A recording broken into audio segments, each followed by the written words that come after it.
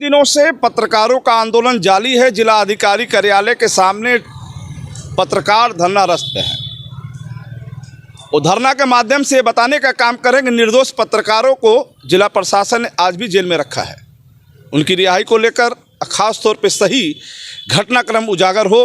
आखिर पत्रकारों को फंसा के जेल में क्यों रखा गया, उन्हें गंभीर धाराओं में क्यों मुकदमा किए गए, इस सारे सवालों के जवाब में आज जो है तमाम राजनीतिक लोग इस चीज़ को उठा रहे हैं कि आखिर निर्दोष पत्रकारों को जेल में क्यों रखा गया।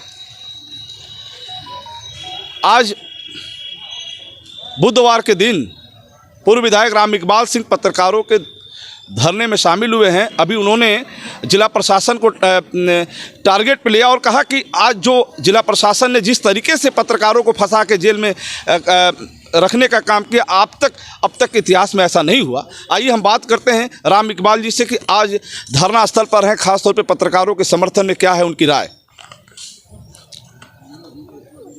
पत्रकार देश के लोकतंत्र की आत्मा है।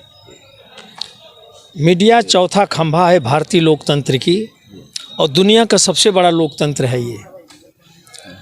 ऐसे में मीडिया कर्मी की भूमिका बहुत बड़ी हो जाती है। आम आदमी को कोई भी संदेश अखबार के माध्यम से मिलता है और ये बरसों से परंपरा भी रही देश की आज़ादी के बाद से कि जो चीज़ विधायिका से त्रुटि होती है, जिसे न्यायपालिका भी मूर्त रूप नहीं दे पाती हो, तब लोग प्रेस के पास जाते हैं कि इसका प्रकाशन हो, समाज जाने। तो समाज के डर से शायद हमें राहत मिल जाए। आज उत्तर प्रदेश का युवा पीढ़ी 20-25 वर्ष से यूपी बोर्ड और परिषदीय विद्यालय प्रायः समाप्त हैं। ये मैं ही नहीं कह रहा हूँ, ये संयुक्त राष्ट्र संघ की रिपोर्ट भी है कि जहाँ पर प्रतिवर्ष 80 लाख से 1 करोड़ बच्चे नकल के सहारे परीक्षा देते हैं यूपी बोर्ड में, वह देश सुपर पावर बन ही नहीं सकता। आज जिसका परिणाम है कि वर्ल्ड बैंक ने अब विकासशील राष्ट्र नहीं कह रहा है, अब विकसित राष्ट्र। आज हम मंदी के दौर में पहुँच जा रहे हैं। हमारी हालत नेपाल की होने वाली है, अरे लंका की, श्रीलंका की। ऐसे में शिक्षा को समाप्त करने का जो कुचक्र सरकारों का चल रहा है, मेरा अपना मानना है कि शिक्षा में सुधार, शिक्षा की गुणवत्ता को पालन कराना सरकार का दायित्व है।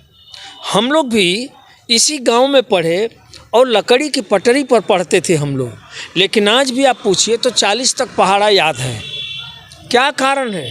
जबकि उस समय को अध्यापक भी उतना पढ़े लिखे नहीं थे और हमारे गार्जियन भी अधिकांश अनपढ़ थे, लेकिन शिक्षा के प्रति और अपने कर्तव्य के प्रति शिक्षक भी तत्पर था और छात्र भी तत्पर था कि हम इसी से अपना भविष्य बना सकते हैं और अपने देश का भविष्य बना सकते हैं। यही तो कारण है कि हम जिस जिले के नागरिक हैं, यहाँ का प्रधानमंत्री, पूर्व प्रधानमंत्री भी पटरी से ही प्रधानमंत्री तक यात्रा तय कर ली। और इस देश की जो पहली क्रांति हुई 1857 में, वो मंगल पांडे जी भी पटरी पर ही सेना के जवान पढ़े थे और चीतू पांडे जी भी पटरी के ही स्टूडेंट थे और जयप्रकाश नारायण जी भी पटरी पर ही पढ़े। बाद में मिडिल स्कूल में पढ़ने पटना गए थे बैलगाड़ी में। तो आज शिक्षा जब हमें समझाई तो हम खड़ा हो गए। शिक्षा ने समझाया सुभाष चंद्र बोस को तो ICS की डिग्री फाड़ कर चले आए। जब शिक्षा ने समझाया महात्मा गांधी को कि भाई मनुष्य नहीं हूँ, कुत्ता हूँ, फर्स्ट क्लास के डिब्बे में नहीं जा सकता हूँ, तो डिब्बे से फेंके गए तो अज्ञान ने उनको झकझोरा और हिंदुस्तान की आज़ादी की लड़ाई में निकल गए। लाखों लोग मारे गए, वो लोग मारे गए जो होनहार युवा थे, जो समझते थे कि हम गुलाम हैं, हम गिरमिटिया मजदूर भी नहीं हैं, हम गुलाम हैं। आज शिक्षा में वो भाव समाप्त है। मुझे कहने में कोई संकोच नहीं है। 5 लाख लड़के बेरोजगार होकर के अकेले बलिया में मोटरसाइकिल पर चलते हैं, जबकि उनकी गार्जियन की माली हालत वो नहीं है। हम तो यूनिवर्सिटी से पढ़कर लौटे, परिवार भी संयुक्त था उस समय, लेकिन साइकिल से ऊपर कोई साधन नहीं मिला। और आज का छात्र जी समझ लेता, अगर वहाँ तक उचित शिक्षा पहुँच जाती तो फिजूल खर्ची में नहीं जाता। आज राजनीतिक दल चाहे वो पन्ना प्रमुख बनावे चाहे कहीं बूथ प्रमुख बनावे, इन्हीं बेरोजगार लड़कों को बना रहा है और इनके प्रति उनके पास कोई एजेंडा नहीं है। इन्हीं यूथ का शोषण कर रहे हैं राजनीतिक दल भी, चाहे वो प्रधान जी कर रहे हों और चाहे पार्लियामेंट का इलेक्शन लड़ने वाला कर रहा हो, चाहे राजनीतिक दल भी कर रहा हो। ये सारे लोगों ने मिलकर 20-25 साल से उत्तर प्रदेश की शिक्षा को प्रायः यूपी बोर्ड को, परिषदीय विद्यालय को समाप्त करा दिया। क्या कारण है कि यूपी बोर्ड और परिषदीय विद्यालय के अध्यापक अपने बच्चों को अंग्रेजी स्कूल में पढ़ाते थे? हम लोग जब पढ़ते थे तो कोई अंग्रेजी स्कूल नहीं था, केवल जिले पर एक जीआईसी अच्छे स्कूल थे, कहीं अंग्रेजी स्कूल नहीं था। आज क्या कारण है? कोई योजना है क्या? कोई नेताओं की साजिश है क्या कि इन विद्यालयों को कल पूंजीपतियों को दे दिया जाएगा क्योंकि वो चला नहीं पा रहे हैं, न खाली पद भर रहे हैं। ये खिचड़ी खिलाना, ड्रेस देना, यह जो हम विधायक मुद्दे पे आ जाए ना, मुद्दे पा रहे हैं, इन सारे युवाओं को अगर हम करप्ट कर देंगे, अगर पूरी मशीनरी मिलकर इनको नकल का इशू बना देगी तो यूथ ख़त्म हो जाएगा। और जो भ्रष्टाचारी हैं, जिनके घर पैसा जा रहा है, जो हर सेंटर डालने का पैसा लेते हैं, क्या कारण है कि 80% वित्त विहीन स्कूलों पर ही सेंटर डाला गया? इसके पीछे क्या रुचि है और किसकी रुचि है? इस सेंटर डालने वाली कमेटी का चेयरमैन कौन होता है, ये किसको नहीं पता है। और वही जब भेद खुल गया तो आप हल्ला करने लगे। कौन नहीं जानता है कि कापियाँ लिखी जाती हैं और किस सेंटर पर नहीं लिखी जाती हैं? पहले प्रशासन ये बतावे कि सेंटर पर नहीं लिखी जाती है। मुझे तो 28-29 साल बलिया में आए हुए हो गया बीएचयू छोड़ करके, और मुझे आज तक कोई यूपी बोर्ड का स्कूल नहीं मिला जहाँ कापी न लिखाती हो और जहाँ ब्लैक बोर्ड पर हल न होता हो। अभी तो सीसी कैमरा और बाकी चीज़ लगाकर एक ड्रामा हुआ। ये ड्रामा एक कमाई का भी साधन है। तहसील से लेकर, थाने से लेकर के, डीआईएस ऑफिस से लेकर के और एसडीएम ऑफिस और कलेक्ट्रेट तक, और सरकार भी शामिल है। ये केवल अधिकारी नहीं, अधिकारी की कोई वजूद नहीं होती, तनख्वाहिया की कोई ताकत नहीं होती। तुरंत बर्खास्त किया जा सकता है, जांच करके 24 घंटे में टर्मिनेट किया जा सकता है, लेकिन ये पैसा सरकारों तक जाता है। ये गंभीर विषय है और आज से नहीं, पहले से भी जा रहा है। इन विभागों के मंत्रियों के पास धन नीचे से ऊपर तक जाता है, जो नियुक्तियां होती हैं उसमें भी जाता है।